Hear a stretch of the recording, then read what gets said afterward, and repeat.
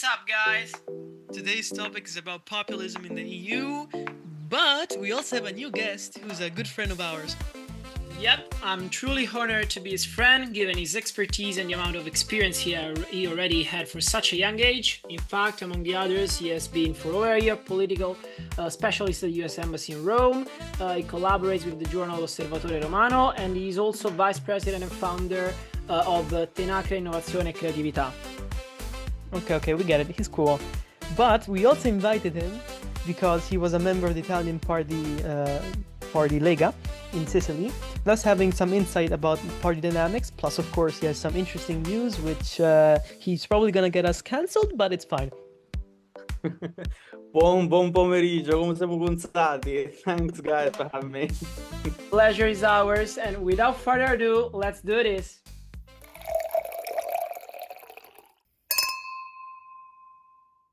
All right, let's get into it. Populism. I have to have this disclaimer, which is that populism isn't typically right or left, as we will see with the definition. However, we decided to focus on specifically right-wing populism, otherwise the podcast would have been 2 hours long, and because we believe that lately right-wingers are perhaps more effective than left-wingers on the use of populism.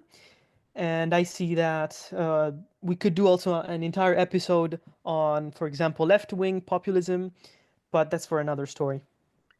Yeah, and a second disclaimer, we picked 4 case studies, but almost every country in Europe presents traits of right-wing populism to different extents. Our 4 case studies are Italy, France, Germany, and Hungary. However, also like Spain with Vox, Poland, and the Netherlands are among other countries with populist leaders. Yeah. So let's get right into it with the definition. It's from Britannica. And let me just read it very quickly. Populism, political program or movement that champions or claims to champion the common person, usually by favorable contrast to the real or perceived elite or establishment. And I underline the word elite, as that's probably the focal point. Populism usually combines elements of the left and the right, opposing large businesses and financial interests, but also frequently being hostile to established liberal, socialist, and labor parties. So, as we said before, there's the contrast between elite and establishment, plus there's the fact that both the left and right uses it. Mike, Yeah, give us a comment. Sure. The populism has been a great argument of interest, especially in the realms of political science, international relations, party studies, and so on. But the main problem, according to me, about populism, it is that it actually has not a lot of analytics within it. I mean, if you want to measure populism, it is impossible. Mainly because it is that's a lot of different definitions from academia. So there is not just a single definition about what populism is. But I think that the point you mentioned is of course is of great importance. And what makes me think is about Wilfredo Pareto. Wilfredo Pareto was an Italian economist and sociologist, and he used to think about political relationships as those between populace and elite. In fact, it says basically that when revolutions happens, it is because the elite has changed, basically. So from the sociological perspective of Wilfredo Pareto, probably populism seeks to come up with some revolutionary agendas. But I would certainly add some few common elements of different populism around Europe, at least, and not just, of course, populism, something which is horizontal, takes with all parties and goes beyond the European continent. But especially in Europe, we see lots of parties which are deemed to be populist, and they share some common elements, like the pronunciation of a certain national identity. I'm thinking about Spain, Vox with Hispanidad. I'm thinking about even Italy, Lega with Italians first, or at least Italian culture, the Christian Jewish culture. I'm thinking about anti-immigration policy. So the fact of protecting even national identity against different ethnicities. Of course, a closer link between the populace and the institutions, so models like presidentialism or semi-presidentialism. The importance of ruralism, of traditionalism, is of course a core element of this party's agenda, of these parties, and of course, the importance of prioritizing the citizenship for those people which are part of the nation. They usually are against multiculturalism, which sometimes can be a bit different when we consider like plurinationalist states like Spain. And of course, there's some little dose of Euroscepticism, of course, in this party. So basically, populism is something which responds, in my view, as more, it is not more populist in the strictest sense. I think that populism has much to do with anti-system politics. Um, as Schmidt argues, for instance, anti-system in the sense of challenging the system. We're against the system because it hasn't worked so far, and especially many parties, like in France, in Germany, especially in Italy, many of those populist parties actually were born after. I mean, I'm thinking of the 2007, 2008 global financial crisis, and so challenging the difficulties that are inherent of the system. And so they try to put a revolution of the system, try to change it through a new rhetoric, and but because of different histories, cultures, and traditions, people try to do this completely in a different way. So it is difficult to talk about one populism. I think there's a lot of populisms in the sense of an anti-system politics. Yeah, as you said, it's pretty difficult to define populism in just one term, and also you said that it's difficult to measure it. We could try with this graph that our audience on YouTube could see. We have seen the difference in the elections between 2008, I think, and 2018. We have seen in some countries, especially, I recall Hungary, or also Poland, a net increase also in Sorry, Spain. Ale, for those who can see it, where is this graph from? Oh, this is from Statista. Okay. Yeah, and so we have seen a net increase in populism vote share, both right wing, left wing. This is a general poll, and we've seen that populism is a phenomenon that is that is taking place in Europe in the last years. We are witnessing also in the recent elections, for example, in Germany. We're going to talk about them later. So I think, as you said, it's difficult to measure it. The only way we could do is trying to see the elections, the results of the election, the turnouts, and so on and so forth. But, well, yeah, I agree with your point in general. Yeah, absolutely, yes. The graph you point is very thoughtful. I mean, Hungary, Poland, Italy, in Poland, the Party of Freedom, France with Rassemblement National, but France, the situation is much different. We're going to talk about that later on. But Netherlands, Spain with Vox again, Germany with Alternative für Deutschland. But also, in this graph, it is interesting Austria. At the moment, Austria is a bit changing. If you look at the Freiheitliche Partei Österreich, which is the party of the freedom of Austria, Austrian Freedom Party, which is the most right-wing part of the political spectrum in Austria, you see that they gain lots of success, lots of popular support, which much more than the Popular Party, which has ruled Austria in the past like 20 or 30 years. I have a question for you, Mike.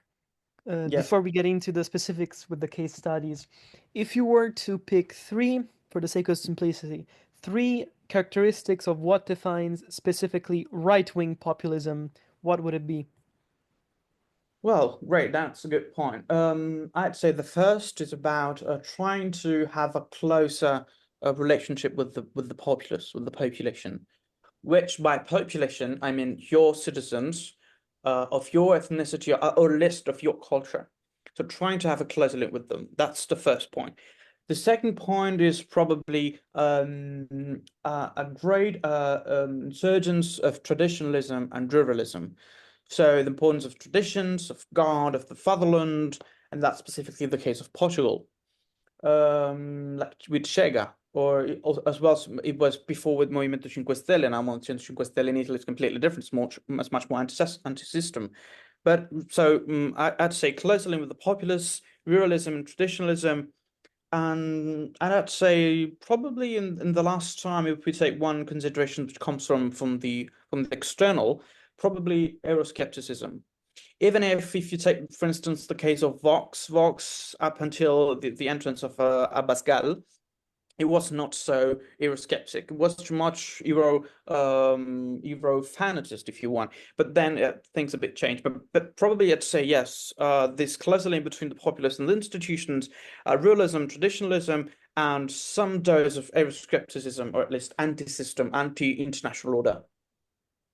Would you agree if I say that the right wing populism has this caricature of us being the average worker, perhaps middle class, perhaps lower class, versus them, which is a bracket for the domestic them, meaning the establishment, but also the foreign them, which would be the immigrants. I've seen, I would say, cross-culturally, this sense of I don't know if I would define it patriotism because at times it's more so nationalism, but definitely there's a caricature of like the big bad migrant. Sure. Well, yes, absolutely. I mean, the relationship between elite or establishment, much more general, because these parties try to challenge and put pressure not just on the institutions, on the institutional establishment, but as well on the cultural academic establishment as well, even sometimes artistic establishment. But yes, that's a crucial point, I think. But sometimes it's a bit different because even the academic point of view, if you take the case of Spain, the youngest, most educated people actually vote for Vox. So, which is the only case in Europe that the people which are more educated in the rest of Europe do not vote for populist parties. So it is a bit. We have to look at the history of each country, but that's of course a point. We against you. I mean, us against what it isn't us. So what's different from us. So it is like a kind of fear of the difference of something which is unknown. Well, that's absolutely the point. Yes, I'd think that, but I think that all of this comes from I mean the challenge, the dislike of an international order which is not working properly, or at least it's not delivering, and which challenges your history, challenges your culture, your roots, your identity. So you have to protect the things. It's like when a thief comes to your house and wants to steal everything you have. So you Right, try to yeah. protect it. So and this populist parties do exactly that the same. They protect what they think is essential for their nation state, and they protect the culture, the identity, the symbolism. And it's just there's a very great, in fact, interest in the symbolism. Like Abascal was a very funny video in which he was riding a horse going to I don't know, it was in a camp, and I was up with these horses I was riding, and he was saying, well, we're going to conquer Spain again. And that was rethinking the image of Spain, kicking off the Moyen-Age Muslims of Spain. So you must interpret all actions of populist parties in light of the history they have. But that, of course, is a great element. It must be considered. Yeah, I think that's a great point. Cultural identity, which differentiates different kind of populism in different countries of Europe. History, as you said, and it is precisely why we are now going to move to specific case studies, the four we mentioned before. Ali, may you introduce Italy? Yeah, very quickly. I think that Italy's political landscape has been significantly shaped by the rise of right-wing populism. Oh, by the way, we're here and we're analyzing how populism works. We're not necessarily for or against any specific party. I just wanted to point that out because we enjoy seeing how things work and being pragmatic and realistic in that sense. With that little premise, let me move on.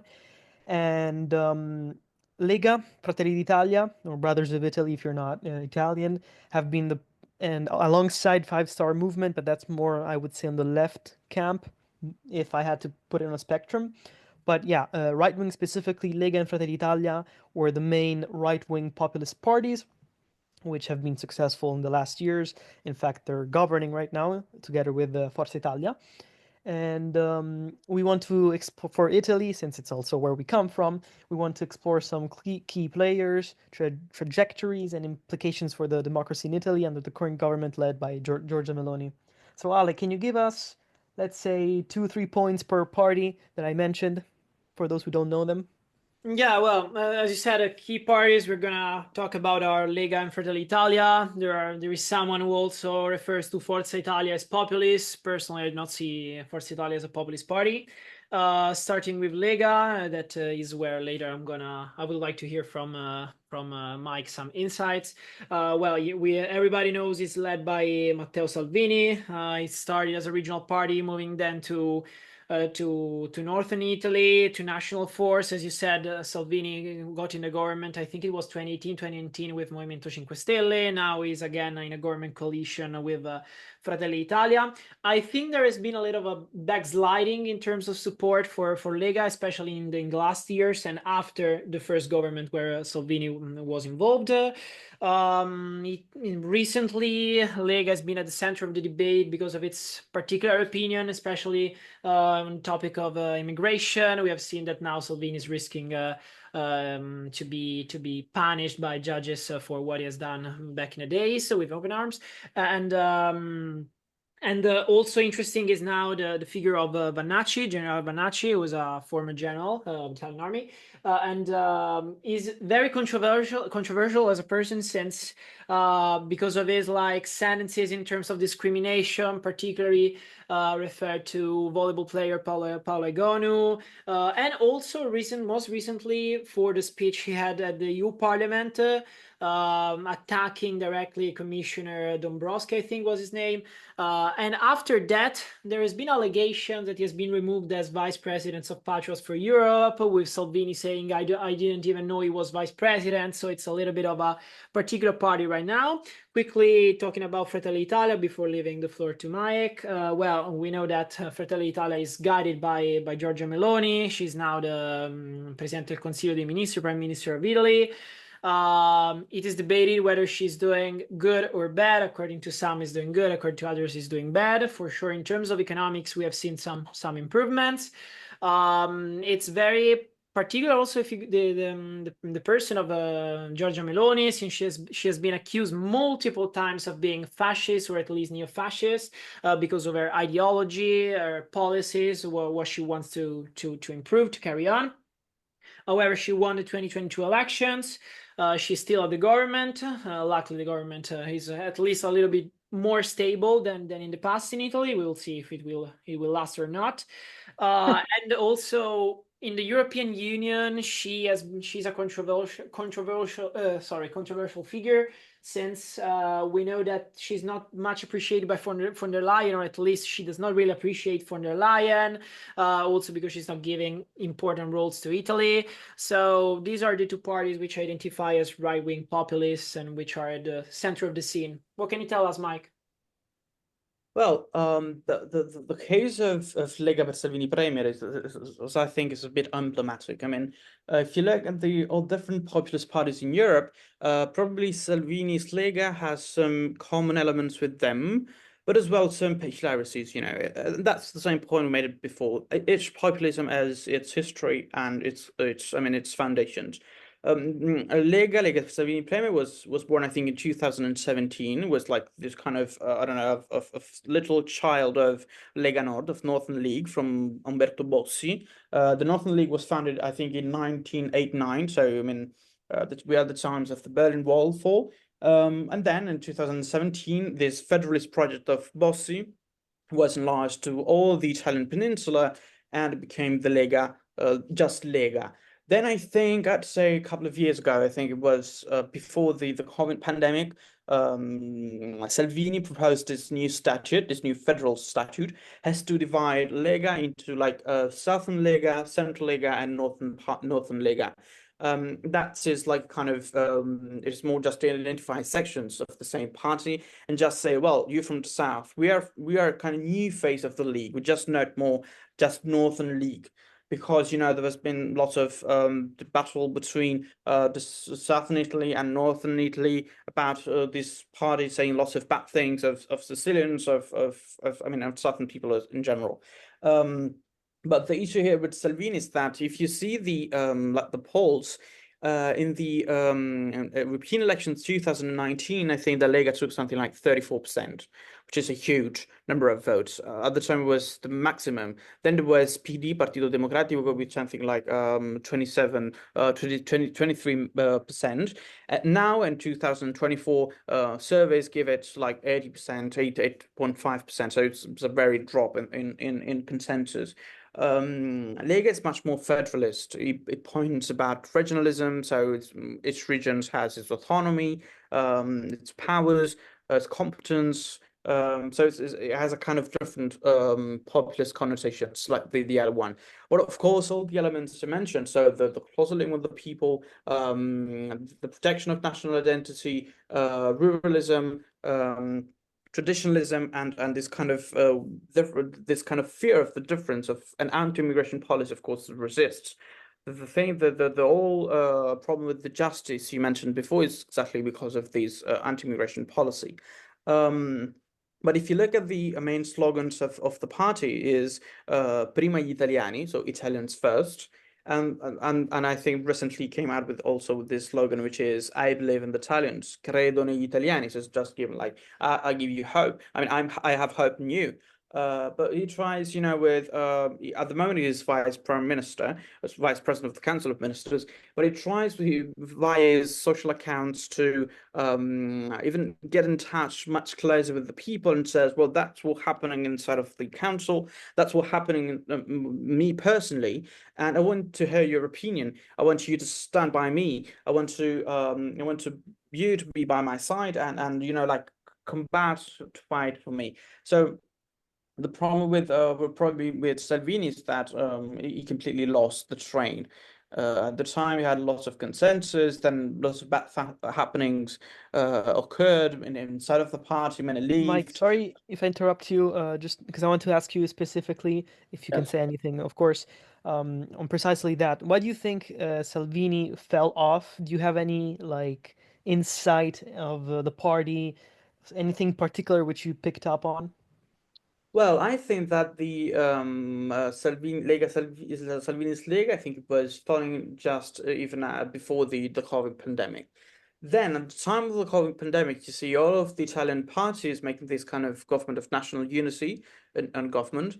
The only exception was Fratelli d'Italia. That when strong international or I'd say global happenings occur, like a pandemic, you see society to be polarized. There was a huge amount of Lega's voters were probably against vaccines, or probably were not so willing to like to follow the policies which were dictated internationally about how to prevent pandemics. So all the kind of healthcare systems, healthcare policies we know. And in certain ways, Salvini's Lega was inside of all of this. The only party which was outside was Fratelli d'Italia. Many even voters which were close to Salvini, or I mean to Lega, but which were of the opposite idea, even if they were in favor of Salvini for other kind of policies like, I don't know, anti-immigration or economics or whatever, or even social pensions, everything. They just put on the balance and say, what is much more important, economics or COVID pandemic vaccines? And for a huge amount of the population's vaccine have priority. And so they shifted to Fratelli d'Italia. So it's like a kind of rebalancing priorities. So that's, of course, is great, is one of the probably most important reason.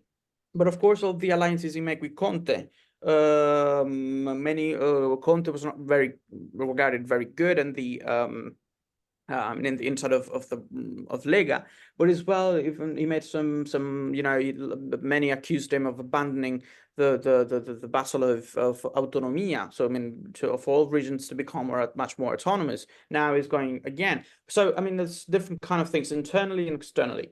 But I think these motivations probably are the most crucial. All right. Mm-hmm. Now, a straightforward question for you, Mike. A yes or no answer, even if it should be online, but a yes or no answer. And then I ask you to kindly move to France. Is populism effective in Italy? Yes.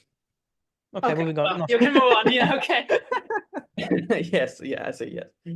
Okay, yeah. Please introduce France. So, France, as another peculiar case, of course, I tried to be much shorter on this. Since many people think that the only populist party in France is Rassemblement National of Marine Le Pen, that's actually not the truth. I'd say that probably the only two parties which are not, or at least are traditionally settled at not populist, is probably Le Parti Socialiste, so socialist parties, and Les Républicains, so the Gaullist faction, of French politics.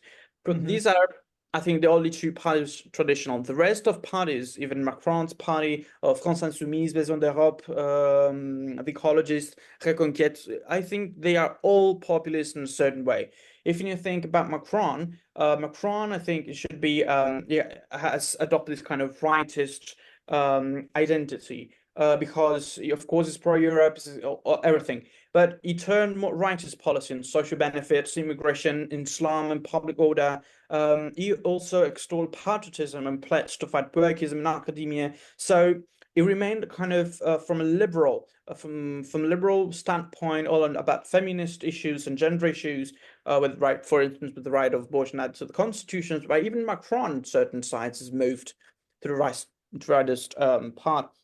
But of course, you see that the main preoccupations is that of Rassemblement National, because in 2024, in the I think it was June 9 elections, Rassemblement National took like 34% of votes, or I don't know, 32 probably percent of votes, and the rest of parties below 15%. So the moment the political situations in France is a kind of political cohabitation, not more institutional.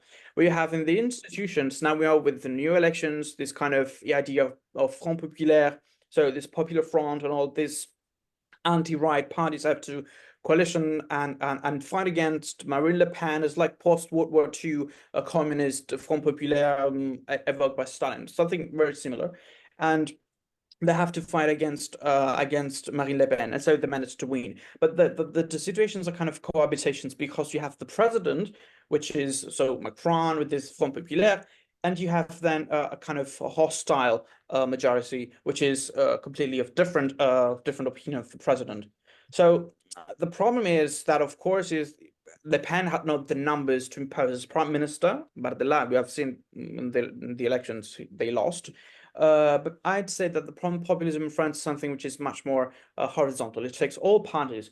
You say, apart from Parti Socialiste Républicain, they are all populist. They are shifting very much. And in spite of the principle, I mean, just to make an example, in spite of the principle of secularism, laïcité, they call, so against most of all against Islam, of course, because of the past colonialism, because of a huge amount of Islamic people and African people, second generation people, they're kind of like stepping back on that. And I gonna say a last point is about integration. If you about this point of Islam and integration, it's very interesting to observe that the first generation of migrants, especially from Algeria, Morocco, or rather from Africa, from French-speaking African countries, past former colonies, they just managed to integrate much more easily than second generations of immigrant parents. If you go to Paris, you have visited Paris, you see like the core of Paris, which is fantastic, it's beautiful, it's full of history, of monuments, of art, peaceful and joy.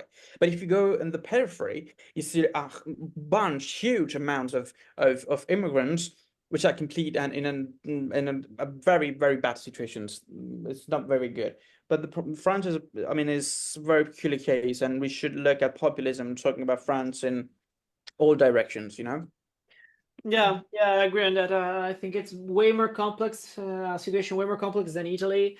I agree on this last point you were saying about Paris. I went there like 2-3 weeks ago. Just simply Saint-Denis as a banlieue, it was full of migrants, different from the city center, as you said. But yeah, France, I think it's very peculiar. I expect, honestly, but this is my opinion, probably maybe wrong, that in the next presidential elections, we may see for the first time the right-wing party of the Rassemblement National winning, finally Le Pen becoming president. I may be wrong, as I said, I don't know. Just to quickly close in France, do you think, Mike or Ale, whoever wants to answer, is the French right-wing populism in this case more of a threat than the Italian one? Well, you, Ale, go first, or? I don't have much to say about this. I'll just say that I think in general, Meloni specifically is one of the most capable politicians that we have in Italy, and I would say she has a lot of recognition. And it's just my opinion. I don't know if you guys agree. So I would say Meloni has more potential, but as Mike said, there's a lot of populism going on. It's more horizontal in France, so there's much more potential. So they're overall. Yes, I think that I agree. I think that the threat to populism is much more present in France because I was mentioning this Front Républicain, so the Republican Front, which was this idea of Jacques Chirac, which at the moment actually has not a lot of appeal. So it means that probably Rassemblement National is much more a threat to France than I mean than in Italy, But I think that in Italy, Fratelli d'Italia and Meloni, I don't see them like as populist to core. I think they became like establishment parties. I mean, if you look at Giorgia Meloni seems like a kind of professional prime minister, liberal. It doesn't seem like I don't know Fair something. I don't point. know, yeah, they're becoming like establishment parties. It doesn't, if you see Giorgia Meloni, it doesn't seem like populist. Of course, she has to make some presence to its members of the coalition. So making like this right of abortion to be like a universal crime, that La legge sulla GPA, it's called. But apart from those things, which are much more ideological in the sense, it has no much more practical implication. If you see those, I mean, economics go well, international reputations go well, she looks much more as a kind of establishment liberal figure. While in France, populism has much more stronger hit on the populations. They try to challenge the system much more strongly than in the Italian case. So probably yes, Rassemblement National probably is much more a threat to the French than Fratelli d'Italia or Giorgia Meloni could be in Italy. I feel like there's a conundrum with populism. Hmm. Maybe it's not always the case, but you start off as a obviously, we believe it's a tool, so you're not like populism in and of itself is not exactly an ideology per se. I think there are some elements which are identifiable with various candidates, but overall, I think it's more of a tool. That's why you can be both left and right wing populism. With that said, the conundrum is this: you start off as a populist, and then if you get elected, if you become institutional, there are some rights and duties that you have to uphold. For example, Meloni, and it sort of institutionalizes you, and you are sort of forced not to be a populist anymore. Yeah, sure. I think yes. I think that the whole issue of populism is extremely interesting. But the problem is that basically populism is not just a threat from the extreme right anymore. And it is a way of doing politics that is increasingly dominant, and egos and quarrels notwithstanding. So I think that probably, if you think, just an insight for you, is that probably the role of Rassemblement National in government, because of this kind of popularity in making politics populist, may not entail a complete rupture, but rather that comes the threat and a kind of intensifications of this kind of populist trends inside of government, even getting into other parties inside. Okay. Yeah, that's very insightful. And now we can move on to Hungary. Well, as you said, Ali, we moved to Hungary. We know Hungary is very, very peculiar. I'd say it's quite different from Italy and France, both given the extension of the country, the influence of the country per se. Even if we know that its leader, Orban, it's quite influential in both in a positive and negative way in the European sphere, I'd say more he's taken more in a negative sense, especially now that he's at the presidency of the Council of the European Union. We know he's been at the center of many debates. First of all, he's identifiable as a right-wing populist. Hungary is very criticized. The government of Hungary actually is very criticized because of the attitude of Fidesz and Orban in general against the opposition. It is called Hungary sometimes in some studies an electoral autocracy, which already says a lot about the country and about Orban. I think Orban is at the government since 2010, so he's won a lot of elections, and I'd question how, but anyway. in terms of European Union, as I said, he's like perceived as a sort of like enemy to the Union, enemy to the EU integration, especially because he has been at the center of some scandals recently, because he has gone to talk to Putin. He has had a talk with him about the situation in general, without telling anything to the European Union. So like the leaders of the European Union felt like, what is this guy doing? Why is he talking with the one we are fighting? Why we are supporting Ukraine?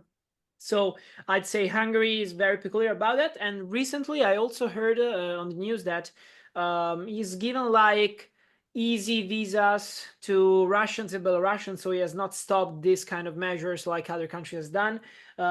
So easing the path for Russians and Belarusians to enter Hungary, to work there, and he has been a lot criticized because of this measure. I don't know if you guys have any comment. I think the question of Hungary is pretty simple. It is like this. If you don't have anything to add, we can move on to Germany.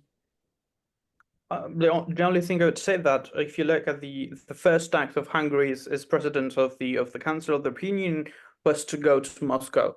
So like the first international visit made by Orban as president of the Council of the European Union was to go to Moscow and try to have some talks with Vladimir Putin. So that, I think, says a lot of his personality. Yeah. Yeah. For me, just in general, and then we move to Germany, I think diplomacy is an art, and the art of talking even to your enemy, or maybe perhaps it would be more coherent to say your opponent, in this case, Putin, is better rather than closing all ties. That's just as a general rule of thumb. One might disagree with him, but diplomacy is pretty important. Anyways, moving on to Germany. Ha. Germany has a great history with populism, with a certain Austrian guy. Well, right now, actually, populism is surging significantly after the 2015 refugee crisis. I think it garnered approximately 12.6% in the 2017 federal elections, and by 2023, the popularity had risen further, and I think it's around 22%, but I'm not sure. And overall, in Germany, there is a regional success for AfD, but there are some people who are worried about this regional success because sometimes regional can translate into national, and then at that point you'd have AfD as the main party and the party in charge. I don't know if that will be the case. We'll hear what Mike has to say, but I don't necessarily think it's going to be that dominant, but I might be wrong. And there also have been some protests across Germany in defending democracy against what some people perceive as this authoritarian shift represented by the party. And I would say it's also a bit of it is a case study, but it can be representative of Europe, where there is this rising sense of anti-migration, this rising sense of perhaps conservatism when we're talking about the migration issues. So Germany might be a case study, but I think it might be representative too of the EU. Any thoughts, Mike?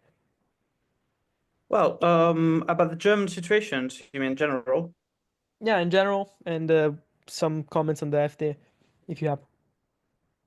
I think it was very interesting to hear. I think it was not a lot of time ago. The sentence of the Constitutional Court was in which it was saying, but probably we're going to stop the funding to. I mean, AfD should not be allowed to take some fundings, some specific fundings, because of lack of democratic legitimacy and so on.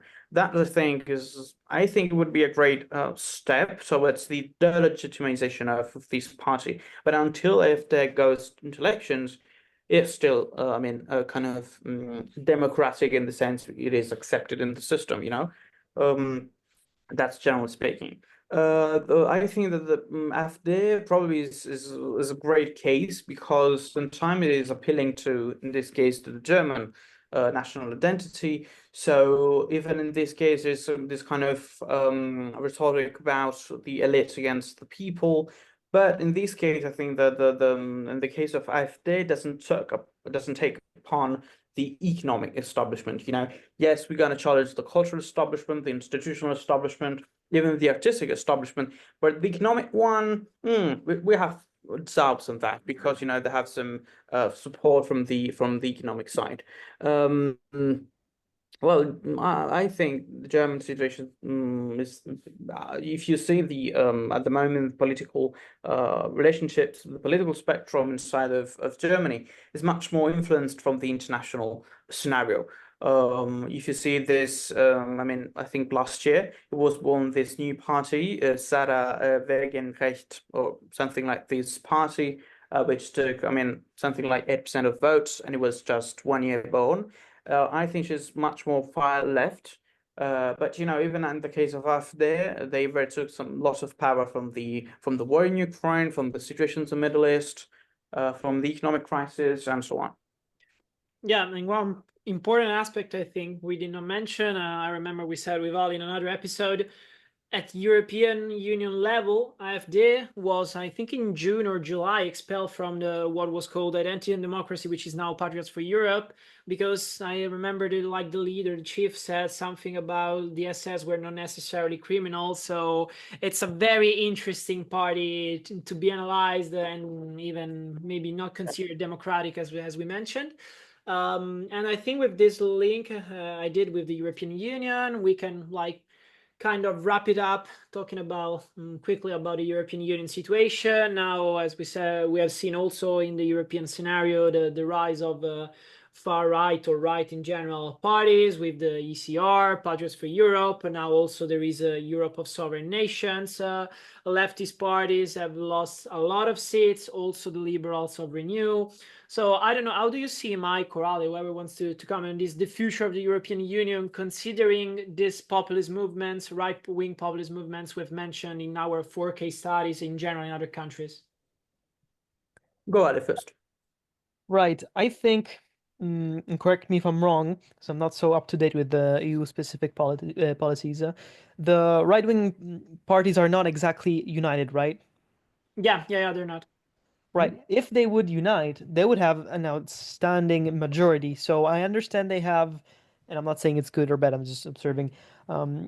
If they would find common ground on most things, because I think they have most common ground, then they would absolutely dominate the parliament, and that would be a great shift from great as in like big shift in the EU politics. Because right now we've had the EPP party as the main dominant force, and so how would Europe look like with this new type of parliament?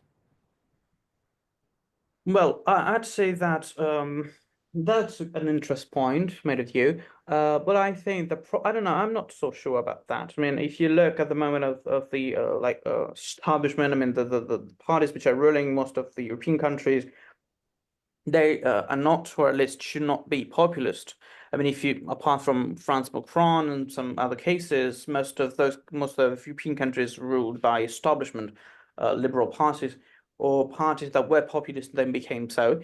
So I don't think that the majority of European Union populations would be, captured by populist rhetoric. That, of course, is a possibility. They may happen. It may happen, especially if you look at what's happening internationally. So if the war in Ukraine goes on and it worsens, it may happen that this kind of anti-militarist rhetoric gets much more weight. And so shifting intellectual power to populist and right-wing or extreme left parties, so we have to choose among them. So that's, of course, a possibility, depending also what happens in the future internationally. Let me ask you a straight question. From 1 to 10, how much would you think is the likeliness of right-wing populism to get a hold of the EU, or at least the parliament? How much is the right-wing populist parties or the right wing in general to take control of the parliament from 1 to 10? It's nothing like statistical, just your opinion. Oh yeah, I like probability. Yeah. Well, at the present state of things, I don't know. I'd say even below 5 to be Okay. honest. Ale? Yes. Yeah, at present times I agree. If something changes, maybe easily 7 or 8 in the future. I think I agree with both of you in the case that now 4 or 5, But if, say, we have a major turning, for example, the Ukraine or the war or something like that, I feel like people usually in times of war and distress tend to go right, tend to go conservatism. So in that case, I think it would go more so to a 7 and 8, as Ale said. Yeah, yeah. If you look at, just very quickly, if you look at the if you look like Italy as a case study, if you look at the political spectrum of Italy, when you have extreme happenings outside of Italy, the political space becomes a torrent. I mean, like a donut. The Mm-hmm. extreme right and extreme left parties actually they have the same positions on certain international situations, happenings like wars, pandemics, and so very bad things. So you see, that's the correct point. I mean, society becomes polarized, and extreme right and extreme left parties have basically the same positions on various things. That happens specifically in Italy. So if the present situation, the national disorder continues, keeps on going, probably yes, both in extreme right and extreme left will become much more powerful. And with that said, we conclude our episode on right-wing populism in the EU. Thank you guys. Appreciated the chat with you too, and I hope we will have other chances to do so. We'll surely have. In the meantime, follow us on our social media, Instagram and LinkedIn, Network Studenti Sicurezza Italiani, NSSI for the English speakers, on our YouTube channel, and on our podcast platforms, Spotify, Apple Podcasts, and Amazon Music. See you next time! See you next time!